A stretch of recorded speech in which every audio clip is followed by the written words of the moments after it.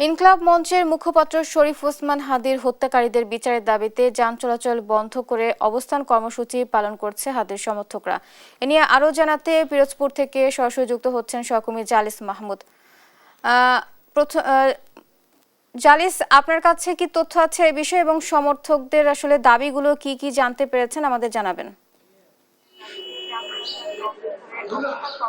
ধন্যবাদ বুবলি। আমরা যতটা জানতে পেরেছি যে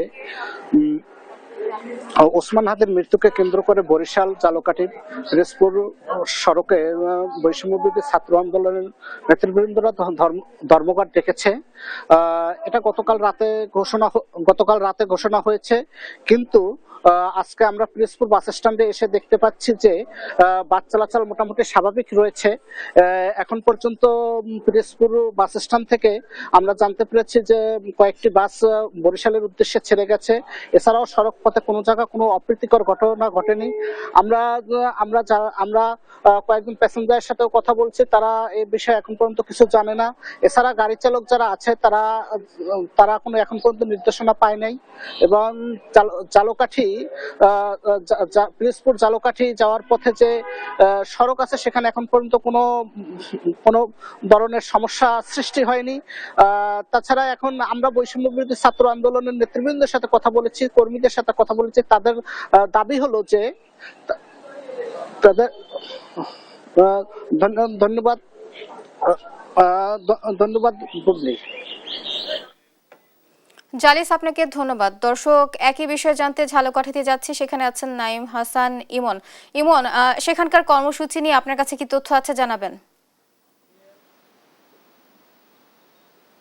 জি, ধন্যবাদ বুবলি। ইনকিলাব মঞ্চের যে মুখপাত্র শরীফ ওসমান হাদি এর মৃত্যুর ঘটনার পর থেকেই যারা এই ঘটনায় জড়িত রয়েছে তাদেরকে ফাঁসির দাবিতে এই ঝালকাঠি যে নিজ জেলা, সেই নিজ জেলা মানুষেরা বিভিন্ন আন্দোলন সহ কর্মসূচি পালন করেছে।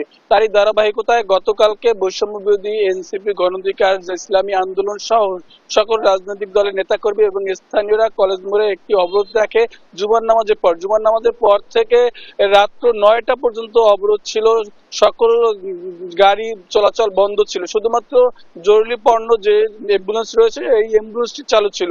তখন তারা বৈষম্য বিরোধী যারা নেতারা রয়েছে যখন রাত্র ৯ তখন তারা একটি ঘোষণা দিয়েছিল যে বরিশাল পিরোজপুর রুটের যে আঞ্চলিক মহাসড়কে বাস চলাচল বন্ধ রাখার জন্য। তবে আমরা রাত্রে বাস মালিক সমিতি আনিসুর রহমান তপুর সাথে আমরা কথা বলেছিলাম। তিনি জানিয়েছেন যে আসলে বাস তারা বন্ধ রাখবে না, বাস সকাল থেকে তারা চলাচল রাখবেন।